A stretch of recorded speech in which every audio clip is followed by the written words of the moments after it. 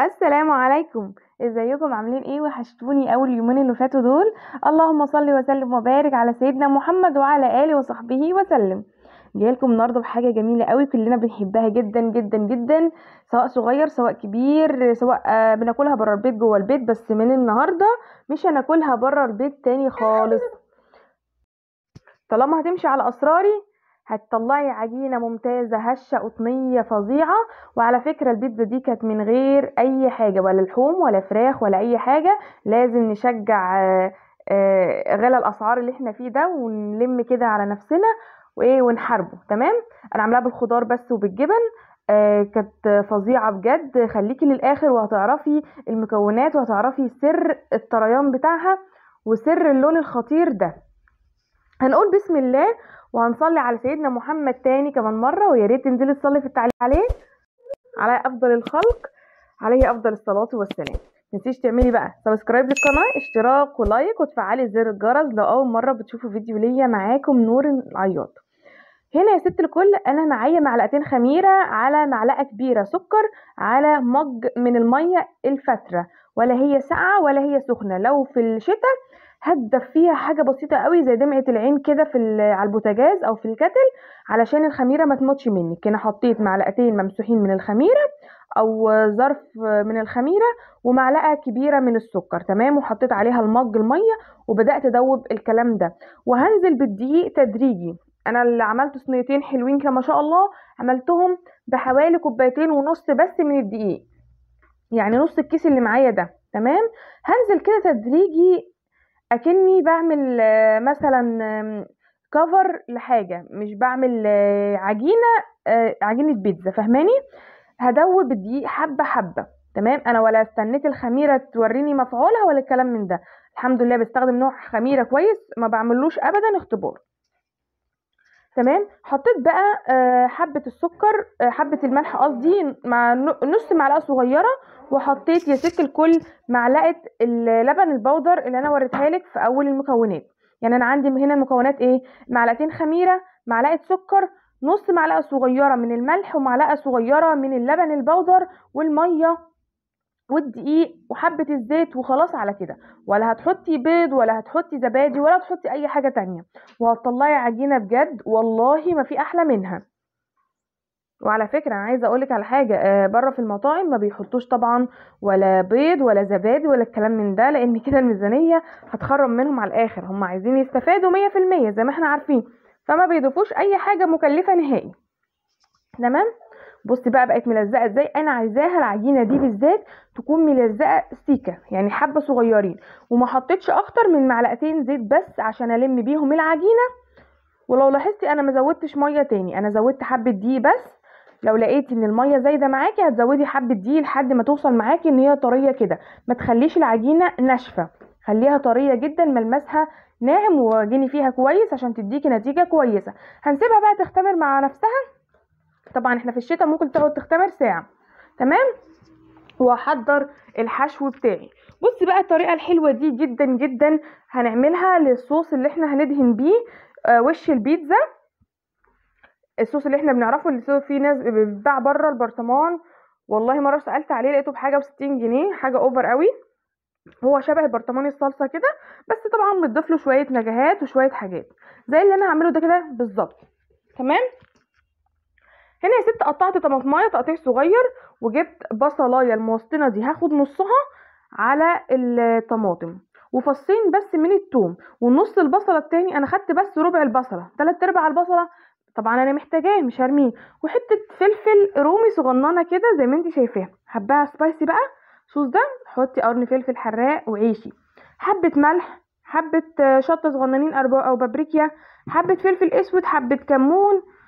طبعا انا مش هحط ولا بصل باودر ولا توم باودر. ليه؟ عشان انا اكتفيت بالبصل الصحيح والثوم الصحيح، مش عايزه ازود تاني عشان كتر البهارات برضو هتلاقي الطعم غير معاكي. وحطيت مكعب واحد من المرقه ومعلقه صغيره من السكر عشان تديني طعم التسكيره بتاعه الصوص بتاع البيتزا الطبيعي. مش عايزه تحطي سكر ممكن تحطي معلقتين كبار من الكاتشب. تمام. ايه البصله التانية وهحط كل الكلام ده على النار، هسيبه كده ومعلقتين زيت. اول ما اسيبه يتسبك اقول لك هنعمل فيه ايه. بصي انا بقى بعمل باقي البصله دي بالمبشره. ليه هعملها بالمبشره؟ عشان عايزاها رقيقه جدا. اول ما احطها على البيتزا تديني الريحه والطعم وتفحفح لي كده ريحه البيتزا. البصل على فكره مع البيتزا بيدي ريحه حلوه قوي وطعم بيبقى كويس جدا. حتى لو مش بتحبيه حطي اللي هو الشرايح الصغننه كده زي ما انا وريتك. انا بشرتها قشرتها كده بالمبشره. تمام، ده الترند الطالع. لو قشرتيها بالمبشره باين ما تدمعيش، يعني ما ميه البصل او ريحه البصل ما بتخليش عينك تدمع. تمام. هنا بقى يا ست الكل زي ما انت شايفه قطعت طماطم وقطعت الفلفل الاخضر بس، ولا احط اي حاجه تانية. هنا بوريكي ان الطاسه شاطت معايا، فمش هينفع اقلب فيها علشان ما طعم الشياط ما احسهوش في الصوص ده. فنقلتها في طبق تاني كده وسبت اللازق تحت في الطاسه، وهضربه كده بالهاند بلندر او تضربيه في الخلاط. هو ده كده. هو اي نعم باين لكم فاتح شويه بس هو كان اغمق شويه من كده. المهم ان طعمه كويس جدا، اداني لون حلو قوي. مش وعلى فكره في المطاعم ما بيكونش اللون اللي هو الاحمر القوي ده. اصل احنا مش حاطين مثلا صلصه بس دايركت كده، لا انتي صلصه بتكوني موظفاها لحبه حاجات تانية، حاطه عليها توم، حاطه عليها فلفل، حاطه عليها بصل، فاوريدي اللون بتاعها هيفتح معاكي شويه. هنا العجينه خلاص ما شاء الله خمرت ازاي. شوفي ما شاء الله كانت ابانه زي بوريكي طريه ازاي جدا، عامله زي الملبن. هحط بقى على الصينية، وده السر من أسرار نجاح البيتزا ونجاح قرمشتها من تحت واللون والطراوة اللي بتاخدها. هدهنها بنقطة زيت كده زي ما انت شايفة. وتعالي هقولك هتحطي ايه في أرضية الصينية. هتحطي يا ستي في أرضية الصينية رشة صغيرة جدا جدا من دقيق البسبوسة. من دقيق البسبوسة. ليه؟ على فكرة أنا جايبة لكم الطريقة دي كاملة بجد من داخل المطعم نفسه. يعني مفيش حد تاني هيروح ياكل بيتزا من هات او كلام من ده ب 200 وي دلوقتي، وفي اغلى كمان. تمام. عشان تاكلي بيتزا بالحجم ده ممكن تاكليها ب 250 دلوقتي بره. المهم قطعت العجينه على حجم الصينيه الكبيره حته تناسبها، والصينيه الصغيره برضو قطعه تناسبها، وسبتها كده شويه لحد طبعا تكوني مشغله. بص خمرت تاني ازاي. انا بس سبتها شويه عشان تستريح، عشان لما اجي افردها كده تتفرد معايا بسرعه. طبعا تكوني في المرحله دي مشغله الفرن على درجه حراره عاليه جدا من فوق ومن تحت وتسيبيه. لكن لما تيجي تدخلي صينيه البيتزا هتقفلي الشوايه، هتقفلي فوق يعني. بصي انا فردتها كده، وبعد كده هجيب شوكه او اللي هي الخرامه بتاعه البيتزا، وهتفضلي تخرمي كده. ليه؟ علشان لما تدخل الفرن ما ترتفعش وتتنفخش اكتر من كده. يعني لما تيجي تترفع هتلاقي نفسها مخرمه، فهتقوم هي هابطه تاني. وجبت بقى الصوص اللي كان ريحته فظيعه ده، وهدهنه كده زي ما انت شايفه. ممكن زي ما انا قلت لك تضربيه في الخلاط لو ما فيش عندك هاند بلندر، يعني ما تأزميش نفسك بحاجه. تمام.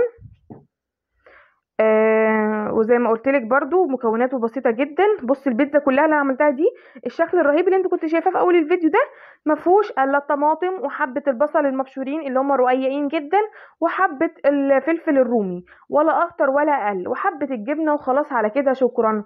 هتاكلي اطعم واحلى صينيه بيتزا. وطبعا لا غنى عنها في الزيتون. بس انا عايزه اقولك حاجه، لو مش عندك زيتون مش مشكله، يعني هي مش هتقولك لا. تمام. يعني ما تأزميش نفسك ومشي الدنيا وخلي الدنيا تعدي وزق كده في الايام، عشان احنا رايحين بقى في شكلنا كده رايحين في حتة تانية خالص. ربنا يستر علينا. انا بحاول بقدر الامكان يعني الصراحة اتجنب الكلام خالص في مواضيع الغلا والاسعار وان الدنيا خلاص عليها السلام كده. مش موضوع ان انا بخاف ولا كلام من ده، بس يعني هنتكلم. مفيش حاجة هتتجدد طبعا، ومفيش حد هيسمع لنا اللي احنا بنقوله ده. عادي انت تكلمي نفسك عادي، فهنتعب في نفسنا ليه في قلبنا؟ ادينا بنتعايش، وقادرين عليه نجيبه، واللي مش قادرين عليه خلاص يا جماعة ما نقزمش على نفسنا ونتعب نفسنا على الفاضي. طبعا انا حطيت الخلطة زي ما انت شفتيها كده على الصينية الاولانية، ودخلتها الفرن من غير جبنة. من غير جبنة. تمام كده. دخلتها الفرن من غير جبنه. ليه؟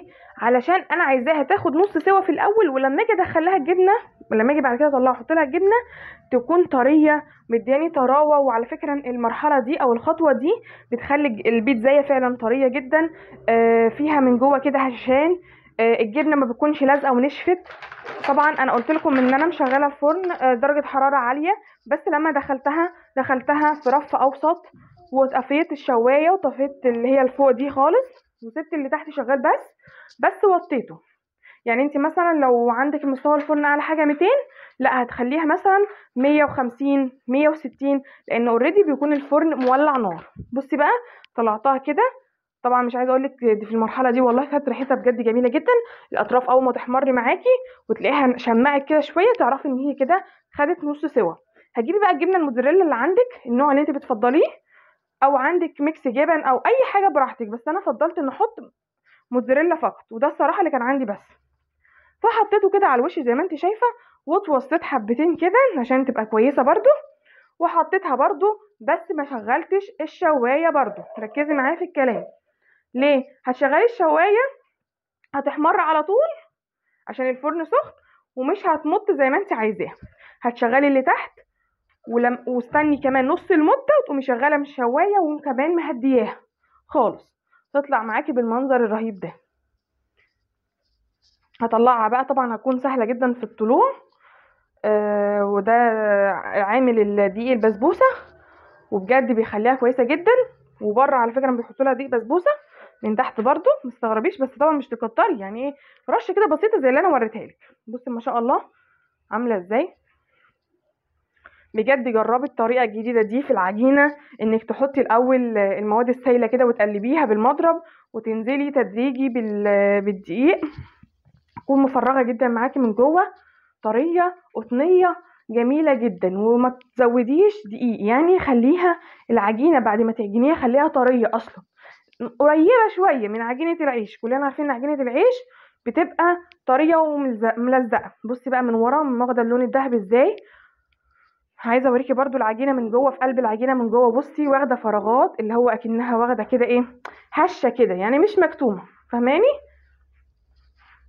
محدش هيصدق ان البيتزا دي مش متكلفه يعتبر حاجه، طماطم وفلفل وحبه بصل عندك في البيت وحبه جبن وخلاص على كده، وطلعت احلى طبق بيتزا او احلى صينيه بيتزا هتاكليها.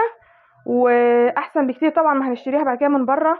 اهم حاجه اوعي تنسي اللايك بتاعي اللي بيفرحني، والاشتراك في القناه. والسلام عليكم ورحمه الله.